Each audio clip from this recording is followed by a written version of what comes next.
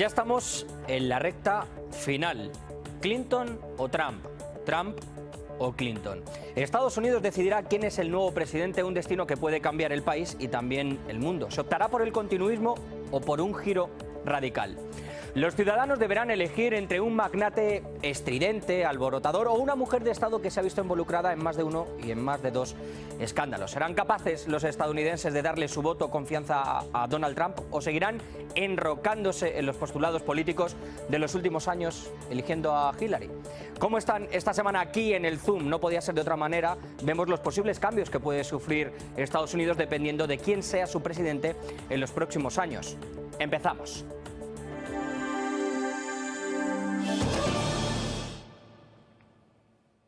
Terminó la pasada semana la convención de los republicanos y Donald Trump sale triunfante para ser candidato presidencial. La división del partido finalmente, pues no ha sido tanta y el multimillonario verá su sueño cumplido. Está, y con todo derecho hay que decirlo, en la carrera por ocupar el despacho Oval.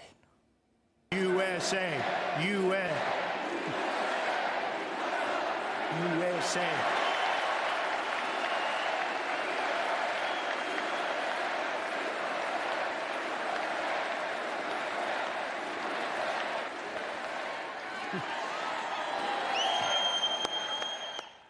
Parece mentira, pero ahí está. Una carrera electoral que empezará su más encarnizada lucha después de que Clinton ya haya sido postulada como candidata demócrata. Eso sí, después de que Sanders haya dado un paso a un lado y mostrara hace unas semanas su apoyo a Hillary también en la convención demócrata, algo que divide y de qué manera a sus votantes.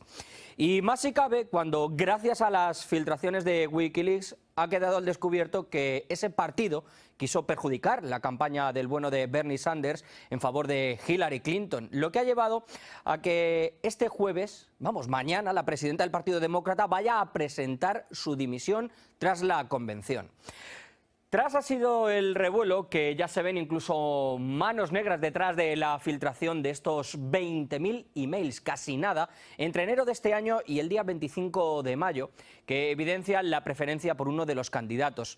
Tanto es así que, claro, ya se ven manos negras. No es que ustedes me vayan a acusar de ser, conspiranoico, pero es que se mira a Rusia. Yo tampoco me lo podía creer, pero es que es así. Verán. El periódico The New York Times llega a plantearse esta pregunta. Parece graciosa, pero ¿está Vladimir Putin intentando entrometerse en las elecciones presidenciales americanas? Claro que sí. Una conspiración del Kremlin, cómo no, para ayudar a Donald Trump. E incluso los integrantes de la campaña de Hillary afirman, según The Washington Post, que la filtración fue una maniobra de Putin para ayudar a Trump a través de los hackers. Permítanme que me rían. Saben que este es un programa serio, pero es que también se escucha la duda de Obama, a CNN, pero es que alguno, a veces lee cosas o las escucha y es imposible que no se le dibuje una sonrisa en la cara o soltar alguna carcajada. Seguro que ustedes ya lo han soltado en casa. Aunque yo sinceramente, se lo voy a confesar, no sé dónde ven que Trump ame con locura al señor Putin, porque en la hoja de ruta de los republicanos, que algunos han calificado como autopsia, se señala a Rusia, a Moscú, precisamente como una amenaza, como un país represor de los derechos humanos. Así que no sé de dónde se sacan esas conclusiones los periodistas estadounidenses, los políticos o algunos analistas, que se dediquen a sus asuntos y que dejen de emponzoñar, que siempre estamos con lo mismo, Rusia aquí y Rusia allá. Y hablando de cosas serias, dejamos al lado estas bromas y conspiraciones, hablemos de lo serio. Millones de personas que van a decidir el futuro de su país, pero también indirectamente de otros muchos ciudadanos a nivel mundial.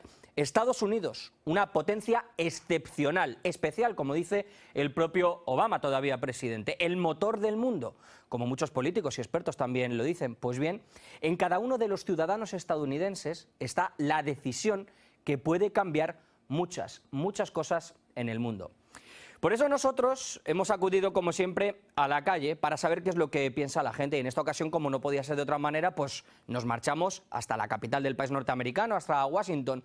Y a nuestra pregunta, ¿necesita Estados Unidos un cambio radical en su presidencia o se tiene miedo a ese cambio? Verán lo que nos han contestado. Sí, no, me gusta Obama. Creo que su aparato gubernamental es muy bueno y ha estado a favor del cambio y la mejora. No lo creo. Creo que la única opción radical probablemente lo sea demasiado para llevarla a cabo. Seguro que sí. ¿Y por qué? Bueno, pues muchas cosas que están sucediendo y ¿qué se está haciendo? Están hablando muchas cosas y no se hace nada. Yo creo que Obama es un gran líder y no necesitamos un cambio tan radical. La economía está creciendo y tenemos que conseguir que continúe creciendo, porque si volvemos al radicalismo, eso será un retroceso y nos llevará a una crisis. En realidad no lo creo. Porque el radicalismo es un paso atrás. ¿Para qué vamos a volver a la esclavitud, el control y la autocracia? No. Somos una sociedad democrática y hay que seguir así. Veremos a ver qué es lo que elige esa sociedad tan democrática. Nosotros también queremos saber su opinión, por eso, pues como siempre, les hemos planteado la misma cuestión en las redes sociales, ya saben cuáles son nuestras direcciones. Vamos a echar ahora un vistazo a los resultados de nuestra encuesta en Twitter y leemos también algunos de los comentarios que nos han dejado en Facebook. Estos son los resultados de la encuesta que les planteamos a través de Twitter y en la que han participado más de 3.100 personas. A la pregunta ¿necesita Estados Unidos un cambio radical en su presidencia?, el 50% de los votantes dice que no y que Clinton debe ganar las elecciones. Por su parte, el 31% opina que Trump sería una revolución, mientras que un 19% cree que Estados Unidos no necesita cambiar de forma radical. Pasamos a leer algunos de los mensajes que han dejado en nuestra página de Facebook. Alex Alvarado Jiménez dice que mientras Estados Unidos no cambie su totalitarismo bárbaro bombardeando tierras ajenas para explorar sus recursos naturales, pues que da igual quien llegue a ser presidente porque todo seguirá de mal en peor. Obando Vázquez Jeffrey afirma que se necesita un líder que pueda lidiar y negociar con todas las naciones del mundo. En resumen, un presidente que pueda cambiar las formas de negocio en el mundo y salir de la etiqueta económica que hasta ahora tiene Estados Unidos. Israel Saad es tajante y dice que sí. El país necesita un presidente que gobierne para el pueblo y no para las corporaciones y los bancos internacionales. Y espete que ese candidato es Donald Trump. Y por último, José Francisco Frías nos comenta que el cambio debe de ser radical en la política de Estado, en la que deben de prestar más atención a sus asuntos internos y dejar por completo de meterse en los asuntos de otros países, por ejemplo Venezuela, Siria, Libia, etc. A mí me resulta interesante, no sé a ustedes, que la mayoría de la gente que ha opinado en Twitter quiera continuismo, pero después en los comentarios o a la gente que hemos visto en la calle, pues hablan sobre ese cambio radical y no el seguir esas políticas de injerencias o de la corporatocracia. Bueno, y a estas alturas del partido, a estas alturas del programa, yo me pregunto, ¿quién gana? Porque de eso se trata, ¿no? ¿Qué es lo que dicen las encuestas? Vamos a verlo. Pues la última realizada precisamente este pasado fin de semana indica que Trump aventaja a Clinton por 3 puntos y los sondeos de otras empresas que están viendo en sus pantallas especializadas en estos sondeos, bueno, pues nos muestran cómo votarían los ciudadanos estadounidenses en el caso de que las elecciones fueran hoy mismo. Aquí Real Clear Politics otorga un 49% a Clinton por un 59% de Trump y otras empresas como Rasmussen o Reuters reflejan esos datos que están viendo ustedes en sus pantallas. Y es que el señor Donald Trump está recabando votos hasta de quien menos pueden sospechar. Se lo voy a mostrar, del hermano de Obama. ¡Wow! El hermano del presidente Obama, Malik, acaba de anunciar que votará por mí. Probablemente fue tratado mal por el presidente, como todos. Hermano contra hermano, no es que esto sea una guerra civil, ni mucho menos lo queremos, pero muy bien no lo debe haber hecho el señor Barack Obama para que su propia sangre vote también en su contra. La batalla promete ser dura.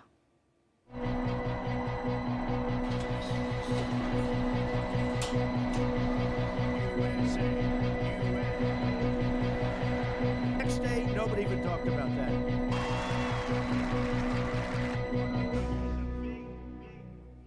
Como les digo, la batalla promete ser muy dura, casi una guerra, y de hecho ya se han lanzado los candidatos más de un dardo envenenado, acusaciones mutuas sobre los escándalos, la gestión, incluso entrando en lo personal, todo un espectáculo, como mandan los cánones y como le gusta sobre todo a los estadounidenses.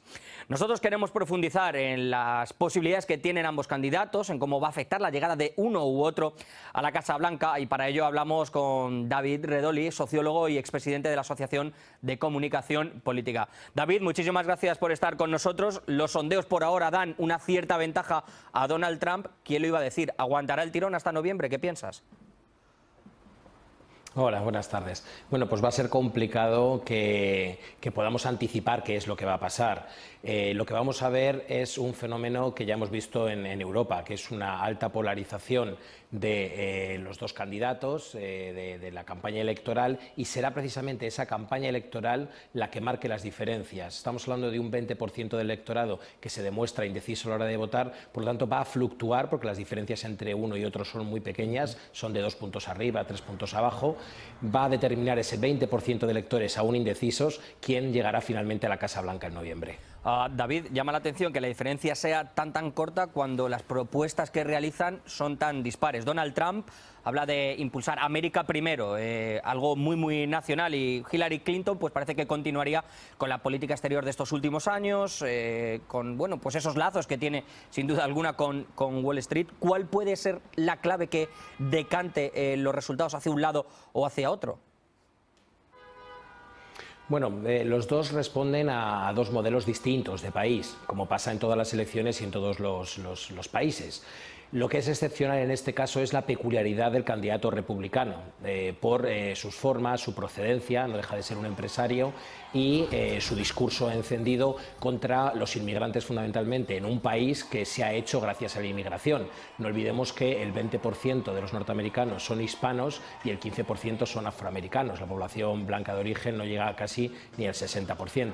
Eso es lo más sorprendente de estas elecciones, ¿no? Un candidato con un discurso tan anti-inmigración.